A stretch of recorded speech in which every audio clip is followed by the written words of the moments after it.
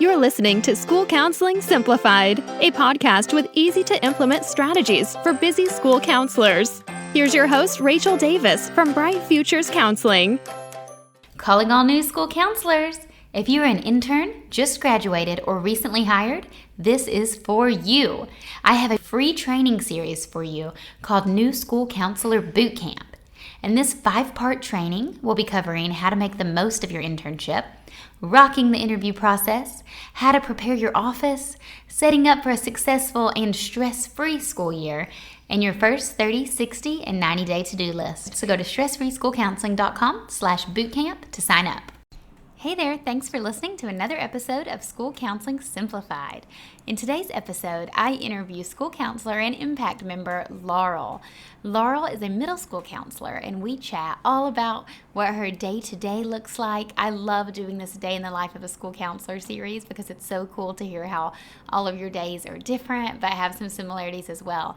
We also talk about setting boundaries and the importance of advocating for your role. I think you're going to love this episode with Laurel. Let's dive in. Hey, Laurel, how are you today? Hey, Rachel, I'm good. How are you? I'm doing well. A note for the audio for the listeners. I have our housekeepers here and she loves Bob Marley. So that's blaring in the background and they are re-roofing our building. So there's crazy squeaking going on up there. So apologies if the audio is a little off, but I'm doing well. I'm doing really well. Just kind of busy day, but doing good. What about you? How have you been? I've been good. End of the school year is wrapping up, so it's been a little bit crazy and hectic, and I'm just, looking forward to summer, but just trying to get through, but it's good. I've been busy, very busy. Well, Laurel, tell us a little bit about who you are. Introduce yourself to the listeners, who you are, just your background in education. Sure. So I'm Laurel Whitehead. I live in New Jersey, but I am a school counselor in Southwest Philadelphia. I work at a K-8 charter school. It's called Southwest Leadership Academy Charter School, and I'm the 6th through 8th grade school counselor. This is my 2nd year at this school, but my 3rd year in Philadelphia. Before that, I worked in non-private schools, and I was actually assigned to 3 different schools, which was a little hectic. And then before that, I did a couple leave replacements in high school settings, and my internship was all at a high school. So that's kind of where I'm at. I have my master's in school counseling from Capella University, which is all online, which was amazing for me. I know not everyone can always take that route, but I worked full time while I was getting my master's degree. So it really just worked out for me. And then I also have my SAC certification through New Jersey, which is the substance abuse certificate. Which, just kind of a little extra tool in my toolbox that I keep in my back pocket. But I'm not currently using that certification. Awesome. Wow. I love it. So you have a variety of experiences. It's so funny. I was intern at a charter school called Keeler Leadership Academy. That was Oh, wow. yeah. And I worked with 6th through 8. So that's kind of a funny connection. And tell me more. So you live in New Jersey, but you're working in Philadelphia. What's the distance? Is that common for people who live in New Jersey? It's definitely not common. I drive an hour to work and an hour home. It's a fairly long commute. So my days are long. I leave the house at 6:30 and get home around 5:30. It's, I would love to be closer to home. But I know that's not what's in the cards for me right now. So I just am trying to embrace it as much as possible, but that is also part of the reason why I'm so busy because I don't, when I get home, I don't really have a lot of time before I want to get into bed and go to sleep. Right. So No, I can wake up and do it all over again. For sure, for sure. My first public school I worked at was an hour commute from my house as well. Oh, wow. So, yeah, I know how that is. But that's how I actually kind of Cool. got into podcast. Yeah. Because I was like audiobooks, podcasts, all the things. Yeah. I mean, I tried to actually, I first, came about finding your podcast when I was commuting to, when I was working at high school down the shore. It was like a 40-minute commute for me.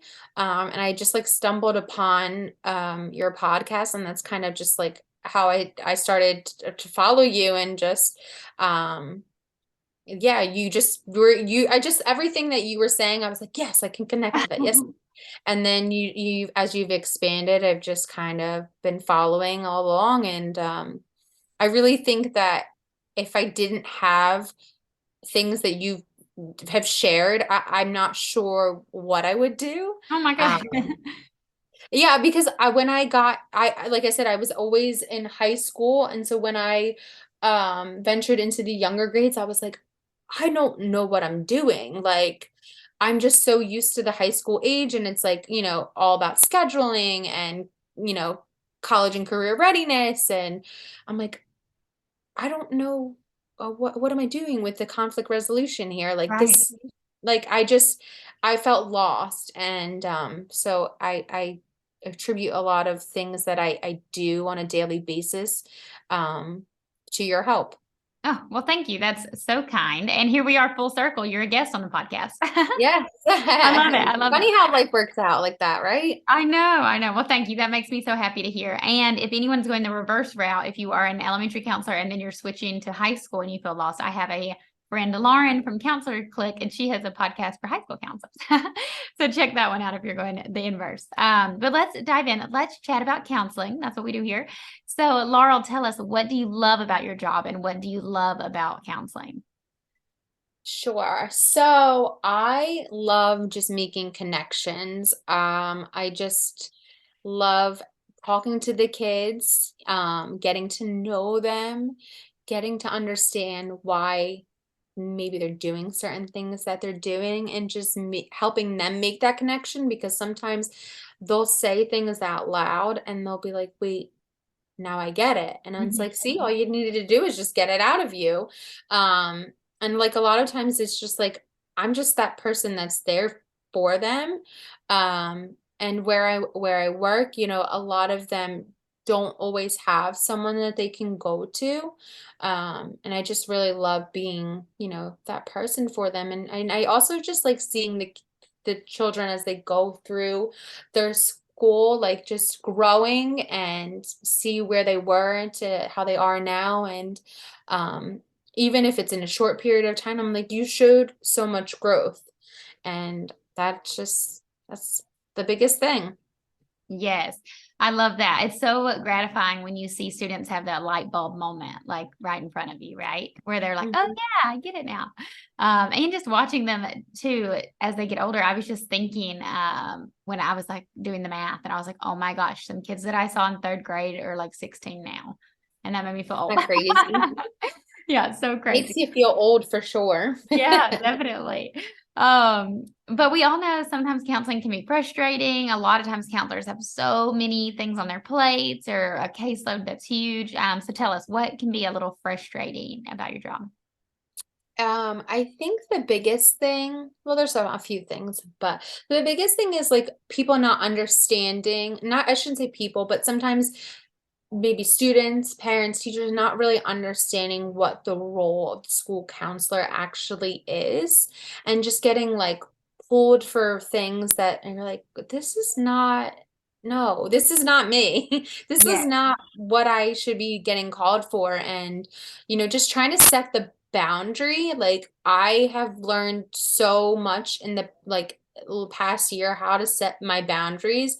And I'm like, I was always so afraid, like, well, the kids aren't gonna like me if I set this boundary, or I'm gonna have a bad relationship with this teacher, and this parent's gonna hate me. And it's just like, no, I have this job for a reason. I went to and got my master's for a reason. I learned all my, skills and my tools that I need. So I know what I'm talking about. And just setting that boundary has been like, just the hardest thing, but it actually also is like wonderful sometimes. When I said it, I'm like, oh, I did it. Like, Yeah. wow. And like nobody hates me. Right. Nobody, like they might be mad for a second, but they get over it. Um, And it's So so yeah. much better to set the boundary than the alternative where you're like, Mhm. the yes girl, just like a pushover. Like, I'm going to say yes to this. A lot of times, as women, especially, we're like people pleasers. And so we're just like, Mhm. okay, I can do that. Sure, I can fit it in. Like, no problem. I have to catch myself like writing emails like, but if that doesn't work, it's fine. I'm like, no, like, you're just saying, that's what it is. Mhm. So that's such a good point about boundaries. I love that you brought that up. And I am here for it. I feel like my little tagline I'm always saying is like, I like to help counselors increase their impact and advocate for their role, because it's just the first step to advocating is communication, just clearly communicating. And you have to give people grace. Like, you don't know the counselor before you. Maybe they did things completely different. Maybe you're the first counselor that your site's had. Maybe the parents of your students never had a school counselor or never Mhm. saw the school counselor. So it's just about like educating people on our role in a positive way. Like, I love to tell teachers and principals and stuff like, look what I can do for you. Like, here's this awesome skill set I bring. And by kind of showing them what you can do, you're showing them what you can't do, right? You're like, I'm here to do this, this, and this. So I can't do this little task that, I'm under my pay grade. Mhm. So Yep. I love that. Definitely. Love those Yep. boundaries. This is my favorite part of these episodes where I kind of do like day in the life. So I love to ask counselors what a day in the life looks like for you. We know you're starting with a big commute. But Mhm. what does your day typically look like when you get to school? So you want when the kids start or before the kids start? Let's hear Because the whole thing. okay, so I drive an hour, have to be at school by 7:45, and the kids start arriving by like 7:55.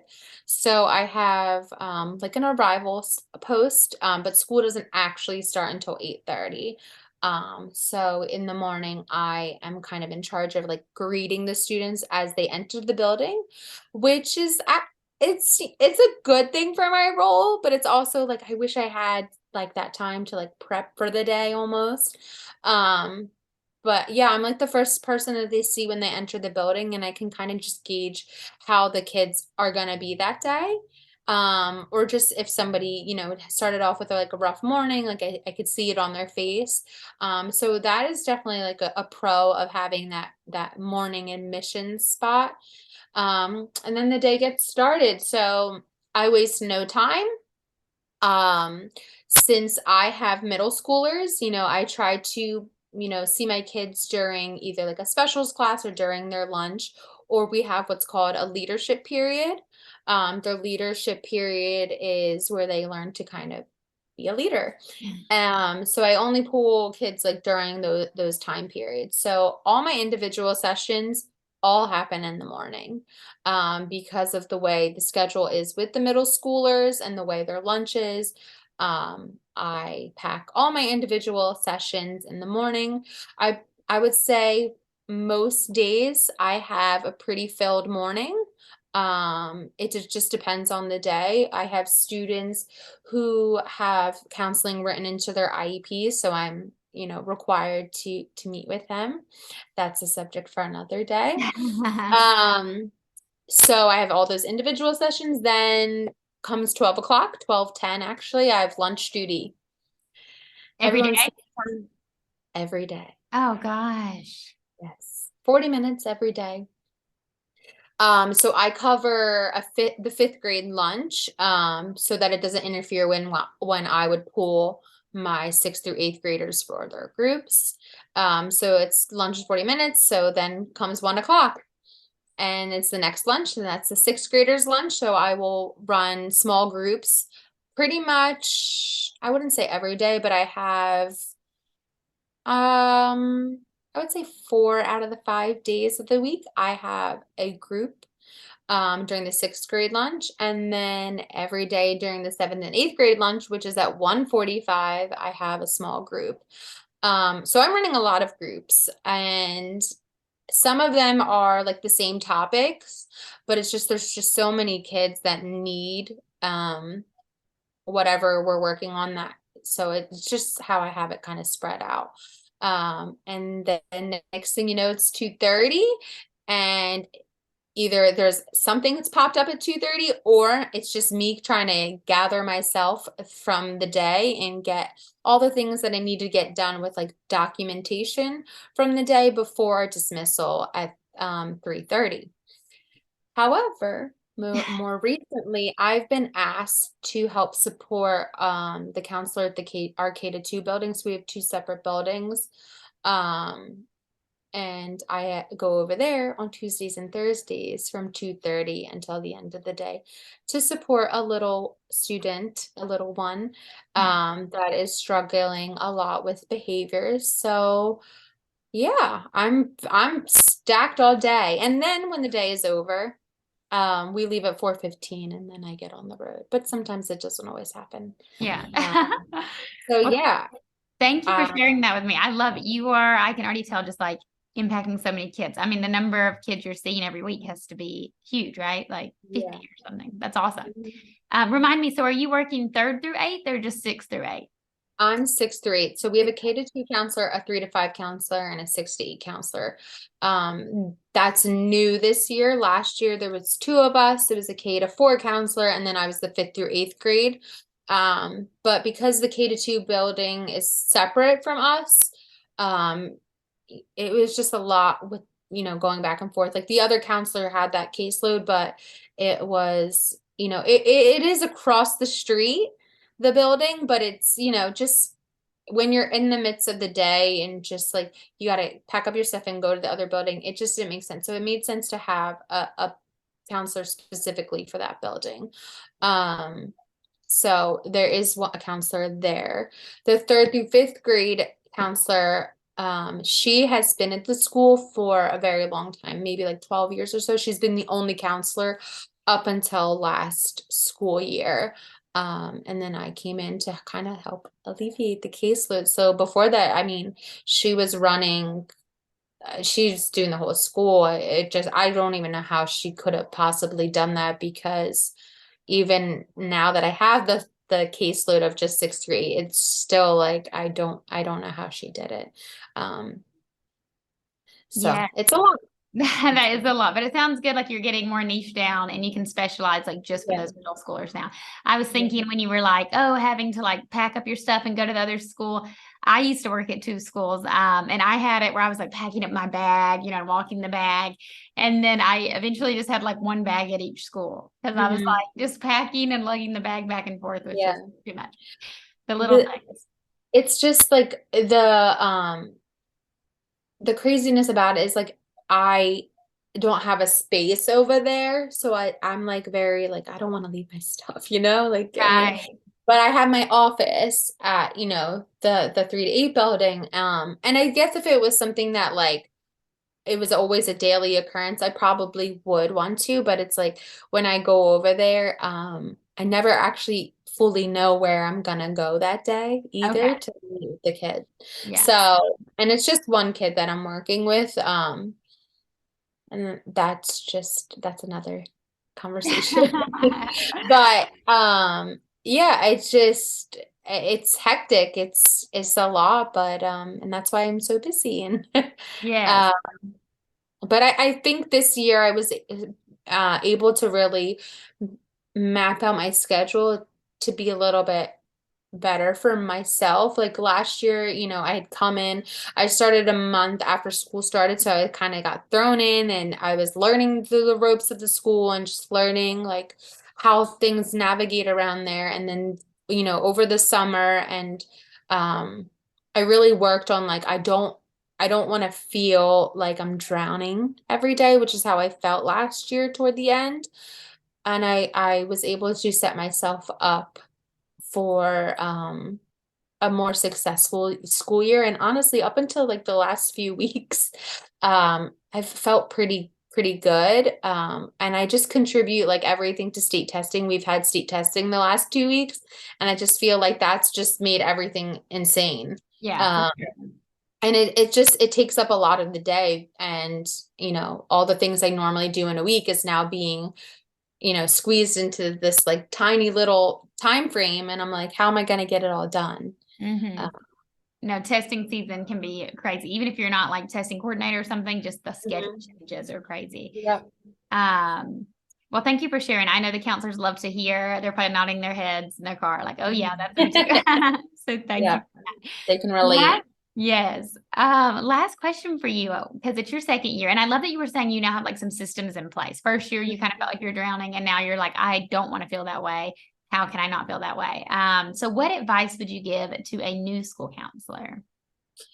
So I'd give a new school counselor a couple of things. I would tell them to not give up because I graduated with my master's in 2018, and it took me how many years to get like a secure job. I feel like it wasn't until last school year that I actually had like a secure job. Like I did have these leave replacements. I was doing the non-public schools, but I was at three different schools. I never felt in a secure place, but I just kept applying and putting myself out there. Um, so I would just, keep pushing at it. Like, the job will come. And like people told me then, I didn't believe them at all. I was like, yeah, it doesn't feel like it. Mhm. But it did, it happened. And, you just got to keep pushing through. And I also believe that what's meant for you will be. And I think that's kind of where I'm at right now is this school was meant for me. Like the kids always ask me, like, Miss Whitehead, why do you drive an hour? Why do you drive so far? Like, that's crazy. And I just tell them, like, this is where I'm supposed to be. And like, I know that I need to be here because I know that you guys need me. Um, so I would tell them that. And I would also tell them to give themselves grace. Like, you, you know, can't be everything to everyone all the time. Um, and Rome was not built in a day either, right? Like we can only do so much, right? With the students and help them as much as we can, but don't beat yourself up if you don't get it right the first time and you don't get it right the second time, because just know you are making that impact, and it's not always going to be easy, but it will always be worth it. Oh, I had like chill bumps. That was so good. Thank you for sharing. Yes. I think that's so inspiring and needed, especially with counselors who are like, oh, having a hard time, especially this time of Mhm. year. So thank you for sharing that. I agree on the job search. I used to be like embarrassed to tell people I didn't get a job my first year out of grad school. I Mhm. applied to a bunch, had some interviews that I thought went well, but just never got to like the second round. And then I needed money and needed like a job. So I ended Mhm. up taking like an educational consulting job where I was doing more like academic advising stuff. And then I was like trying to weave in my own social emotional stuff in there too. But I did that for a year, and then I ended up getting like my dream job, but it was still an hour commute. So Mhm. I would just say, yeah, be patient and like flexible. And you never know, maybe if it doesn't seem like your perfect placement, try it because that could open the door to something else. So, and that reminds me, if Definitely. anyone's listening, I have a free workshop called New School Counselor Boot Camp, and we talk about like these kind of topics. So I'll link to that in the show notes. I did that boot camp. Oh, great. Even though I felt like I wasn't like I did it last year. I was like, I don't really feel like I'm a new school Yeah. counselor, but I felt like just the advice that you were giving and just the resources and information that you were putting out there was just so helpful. And like I didn't realize until like going through any of the resources that you gave me, like how important the data is. Like Mhm. because it just sounds so crazy, but I'm like, if you can vouch for what you've done, like it just makes a difference. And yeah, I just have learned so much, so much. And it's like stuff they don't teach you in grad school. Like Yes. you're like, why didn't I learn this then? And yeah, I highly recommend taking the boot camp. Oh, good. Thank you. Yes. And well, I think it's just stressfreeschoolcounseling.com/bootcamp, but we'll link to it in the show notes too. Free video series for anyone who wants to check it out, even if you're not like first year, recent grad, intern, whoever. It's kind of for that whole group. Well, I just love that. Thank you so much, Laurel. It was so great to Sure. chat with you today. Thank you for having me on. I appreciate it. And I wanted one thing you said that I forgot to comment on.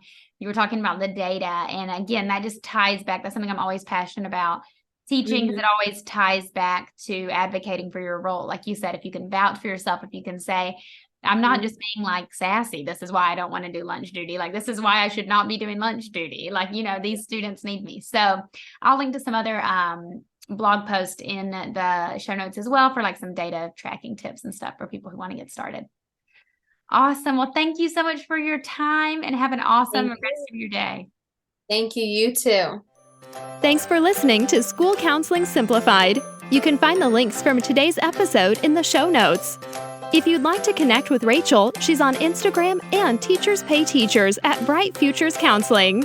Be sure to subscribe to the podcast so you don't miss any episodes of School Counseling Simplified. Talk to you next week.